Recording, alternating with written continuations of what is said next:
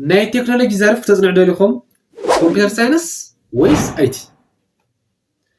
ኮምፒውተር ሳይንስ ከመይ ጌራ ኮምፒውተር ትሰርሕን ሶፍትዌር ዲዛይን ዘጽንዕ ፎከስ ይገብር ኣብ ሎጂክ ማትስ ቲዮሪ። ኢንፎርሜሽን ቴክኖሎጂ ከመይ ጌረ ኮምፒውተር ሶፍትዌር ኔትወርክ ይጥቀም ዘጽንዕ ፎከስ ይገብር ኣብ ፕራክቲካል ኢምፕሊሜንቴሽን። ኮምፒውተር ሳይንስ ክትጽንዑ ከለኹም ዲቴይል ትመሃርዎም ነገራት ኳንተም አልጎሪዝም ዲቴይል ዝኾነ ፕሮግራሚንግ ዳታ ስትራክቸር። ኢንፎርሜሽን ቴክኖሎጂ ክትጽንዑ ከለኹም ዲቴይል ትመሃርዎም ነገራት ኔትወርክ ዲዛይን ኢንተርኔት ኦፍ ቲንግ ሃርድዌር ኤንድ ሶፍትዌር ሜንቴናንስ።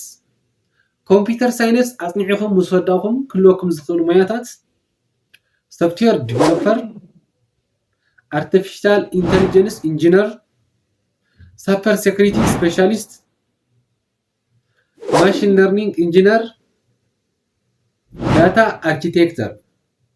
ኢንፎርሜሽን ቴክኖሎጂ አጽኒዕኹም ምስ ወዳኹም ክህልወኩም ዝኽእሉ ሞያታት ሲስተም አድሚኒስትሬተር ኔትወርክ ዲዛይነር ሃርድዌር ኤንድ ሶፍትዌር ሜንቴናንሰር ክላውድ ኮምፒውቲንግ ስፔሻሊስት።